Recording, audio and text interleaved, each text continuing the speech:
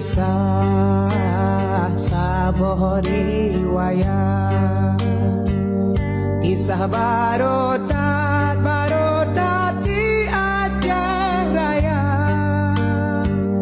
Lam karu Aceh timungan barat non barat, di sebuah tempat nuno cerita. Nasi doane di mosi ada, lam jut saat tuangan poma, ditanyong ba ama ayah jinopat hai jinopat, dilon rin